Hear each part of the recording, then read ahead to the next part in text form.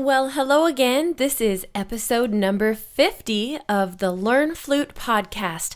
I'm Rebecca Fuller, and I'm here to take the guesswork out of learning how to play the flute. Are you ready for yet another cool subject today? I hope so, because here it comes.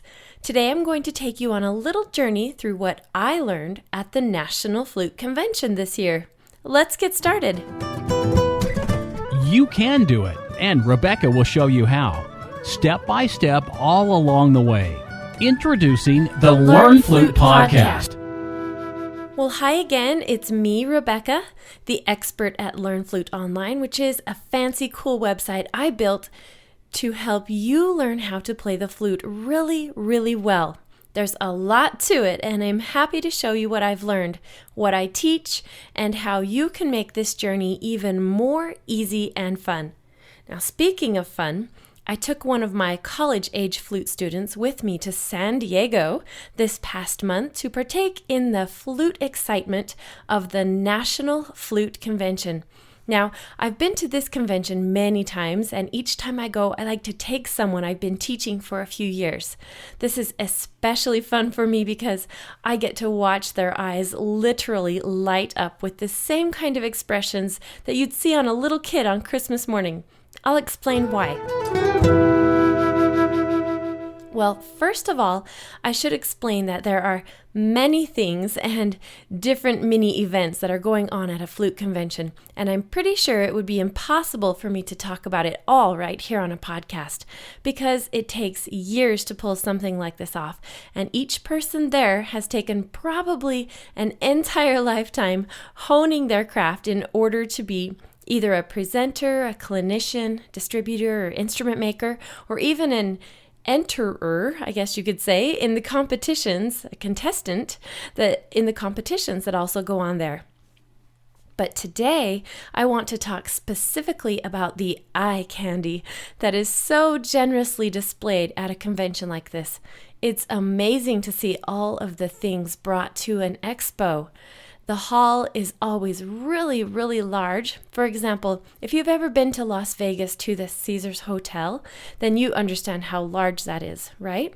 For those of you who've never seen it, just imagine ceilings that are 2 or 3 stories high and pillars and columns like, we're back in what we think of as the Greek architecture days. Each room they have is giganto, and the Flute Expo fills one entire convention hall. So it's pretty big. Well, this year we were in California, in San Diego, and flute vendors and makers of all things flute arrived in style and put on a great show for us. It's amazing. So the first moment we arrived in San Diego was full of flute fun, and as we walked into the expo center, my student I had with me had a hard time keeping her jaw closed. There were so many pretty and shiny flutes all on display. It only took her a second to realize that she was actually allowed to touch and play them all. It's true. Isn't that fun? We saw flutes of every make and model, as well as rare breeds that some people had either made themselves as a novelty item for aesthetics or had a special craftsman create just the right new little tweak to make a certain flute resonate bigger or have even bigger, clearer tone. They were all different, and I was especially impressed with some of this year's inventions. Now, if you're part of the membership area at learnfluteonline.com, then I'll be showing you specifically some of what I've learned and what I learned there. So I'm glad you'll be there to learn and to see with the rest of us. It'll be cool. I'll send those out on your email. Now, I know this is a podcast audio, so you can't actually visually see anything, but I wanted to put a thought into your mind right now so that you can participate with your imagination. So first, think of the word creativity and realize that probably some musicians are among the most creative in the world.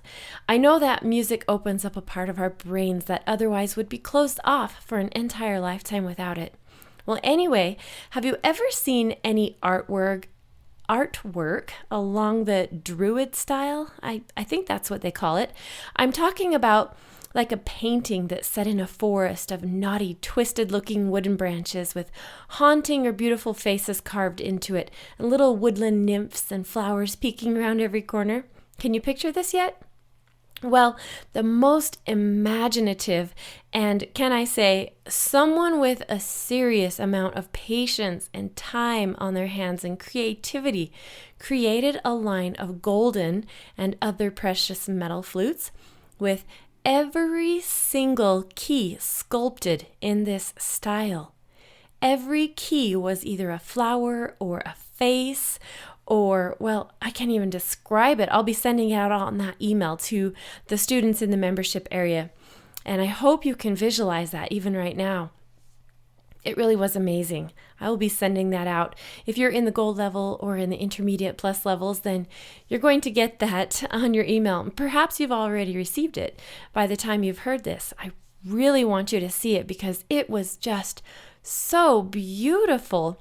Now, I can tell you that I hovered over these flutes for a few minutes first, taking pictures and oohing and awing for a while before I was suddenly struck with an awe for the incredible gift of creativity this person or maybe this team of people had, and they took it and spent so much time making something so very beautiful and functional, I might add.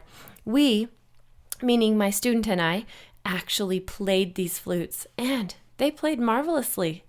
I did take a close-up look at the price tags too, and although it was upwards in the $40,000 to $100,000 range for depending on which one, I couldn't even figure out how you could actually put a price tag on this kind of art.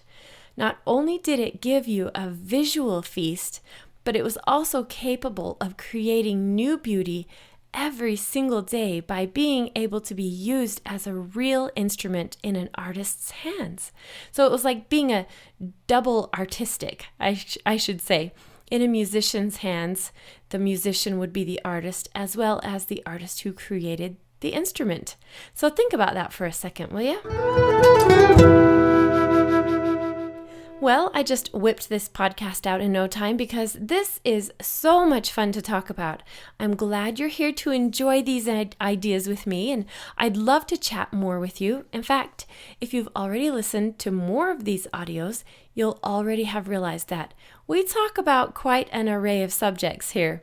And I'll give you teaching tips that help you not only with your technique and skill on the flute, but also your mindset and how to wrap around what needs to be done.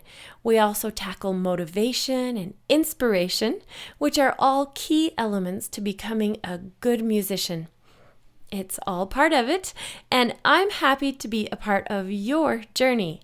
It's fun that you can go through the lesson modules inside the membership area in the order that I've set for you because there's a definite systematic way to learn how to play the flute and have it feel easy and fun. So I'm glad you're learning that, and the best part of it all is that you can learn from the comfort of your own home on your own schedule. I love it. Let's chat more next time. So leave me a comment here and let's keep this conversation going because it's a good one for sure. And I'm not sure how many of these audios I'll be putting out yet. Haven't quite decided. So let me know if you love them. Bye all. Thanks for listening today. Remember that this is where people of all ages, such as you, can come, learn, and play the musical instrument flute in an easy-to-follow, organized manner, and in the privacy and comfort of your own home, on your own schedule.